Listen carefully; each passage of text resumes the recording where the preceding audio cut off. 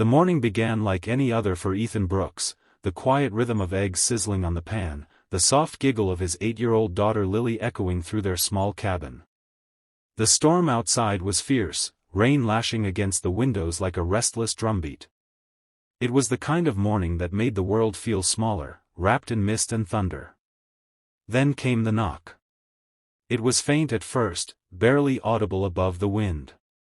Ethan frowned, wiped his hands on a towel, and walked to the front door. They rarely had visitors in Maplewood. He opened it, and froze. A woman stood there in the pouring rain, soaked to the bone.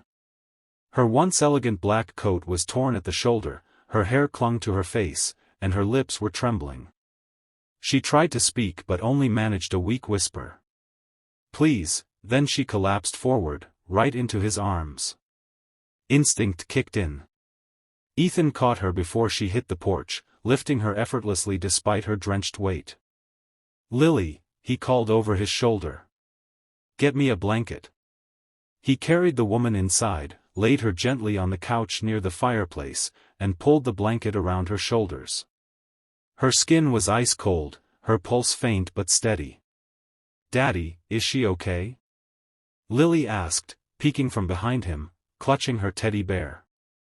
"I think so," Ethan said, brushing the woman's wet hair from her face. "She just needs rest." But as he looked at her, something flickered in his memory, that face. The sharp cheekbones, the controlled poise, the faint scar on her chin. He'd seen her before. Not here. Somewhere far away. Somewhere colder. The memory struck him like lightning, a boardroom, a cold fluorescent light, a voice saying, "I'm sorry, Mr. Brooks. The company has to make cuts." No. It couldn't be. He looked again, heart pounding. But it was Claire Donovan. The CEO of Donovan and Reed Industries. The woman who'd fired him 5 years ago. He sat back, stunned. What cruel twist of fate brought her to his door in the middle of a storm? For a long moment, he just stared at her, the sound of rain filling the silence. Then Lily tugged his sleeve. "Daddy, she's shivering." Ethan exhaled and nodded. "You're right." He added another log to the fire, made a pot of tea, and waited. Whatever had happened before, he couldn't just leave her like this. When she woke hours later, she was wrapped in warmth, the storm outside finally beginning to fade. Her eyes fluttered open, disoriented, landing on Ethan's face. "Where am I?" "You're safe," he said evenly. "You collapsed outside my door." "I remember the rain," she murmured, her voice hoarse.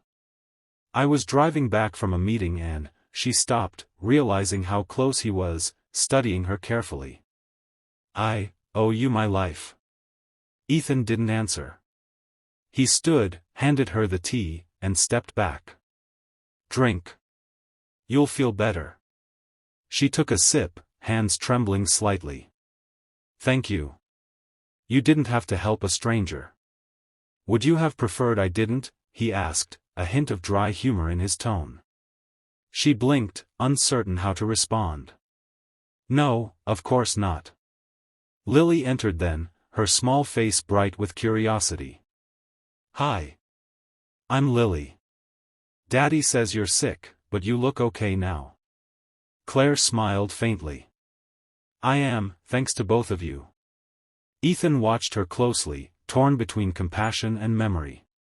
She didn't seem to recognize him, or maybe she did, and shame kept her silent. Either way, it didn't matter tonight. He offered her food, a spare sweater, and the couch to rest on. She accepted with quiet gratitude. The night passed in uneasy calm, the air thick with unspoken history. By morning, the rain had stopped. Sunlight poured through the curtains, painting the room gold. Claire looked better, more composed, though still pale. "I can't thank you enough," she said softly as Ethan handed her breakfast. "You and your daughter are very kind." Lily beamed. "Daddy says kindness is free." He says we should give it even when people don't deserve it. Ethan froze, glancing at Claire. She looked down, her fingers tightening around the coffee mug. Your father sounds like a wise man. He's the best. Lily said proudly. He used to work in a big building, but now he works from home and fixes cars.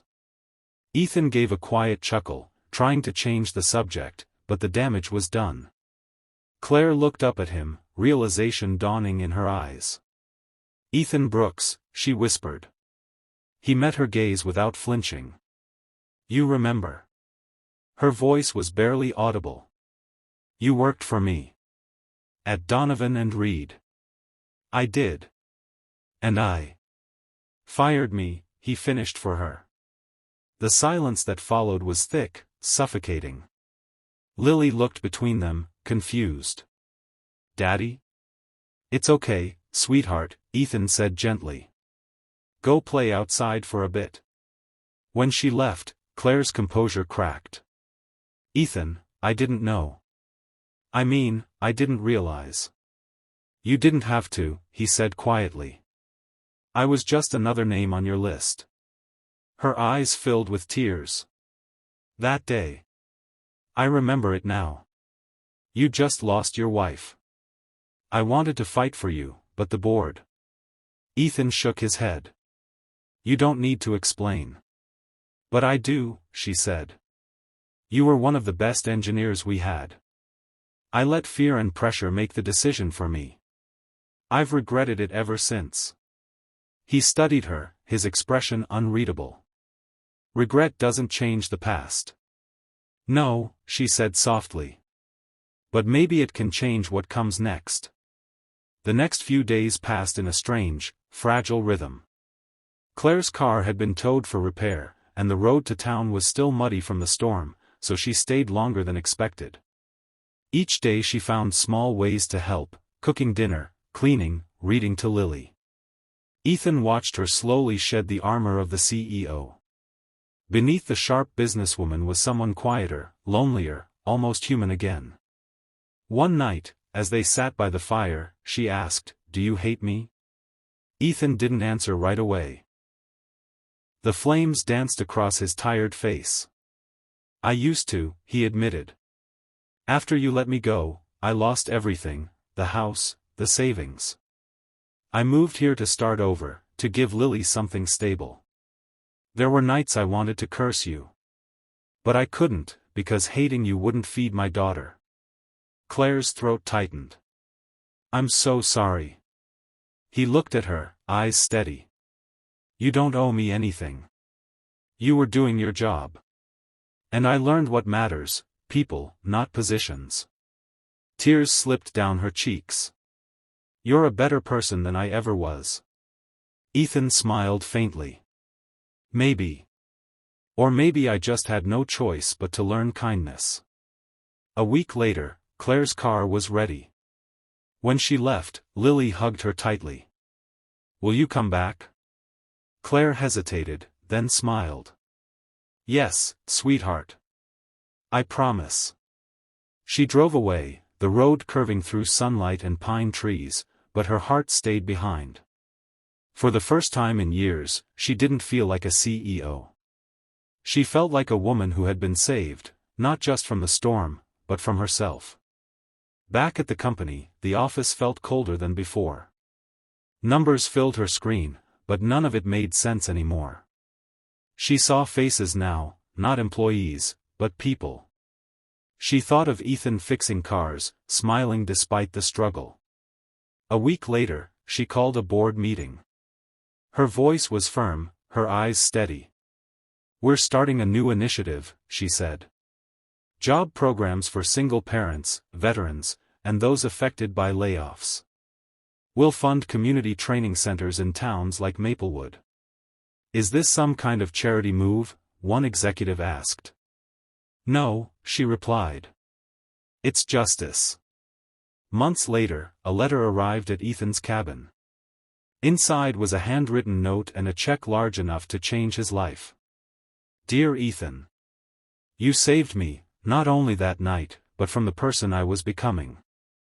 This isn't repayment. It's gratitude. I hope you'll accept it as a small way of doing right. Claire Donovan. Ethan smiled, folded the note, and tucked it into a wooden box beside his late wife's photo. He didn't cash the check. Some debts weren't meant to be measured in money. When spring came, Claire returned. This time, she wasn't wearing a power suit. She wore jeans, sneakers, and a soft smile. She brought books for Lily and a basket of homemade muffins. They sat on the porch watching Lily chase butterflies, laughter echoing through the field. "Do you ever think about that day?" Claire asked quietly. "Sometimes," Ethan said. "But not the pain anymore. Just how strange life can be." She nodded. "If you hadn't opened that door, I don't know where I'd be." He glanced at her. "And if you hadn't fired me, I might never have learned who I really am." They both laughed softly at the irony. Lily ran up, giggling. "Daddy, Miss Claire says she used to be your boss. Is that true?" Ethan chuckled. "Something like that." Claire smiled, her eyes warm. "And now he's teaching me instead." As the sun sank behind the hills, painting the sky in gold and lavender, silence settled between them, the kind that felt peaceful, not heavy. For the first time in years, Ethan felt a quiet hope rising in his chest. Forgiveness had given him something that anger never could, freedom. And maybe, just maybe, it had given Claire the same. Because sometimes, the people who break us are the ones fate sends back, not for revenge, but for redemption. And in the soft light of evening, a single dad and a fallen CEO sat side by side, proof that even the deepest wounds can lead to the most unexpected healing.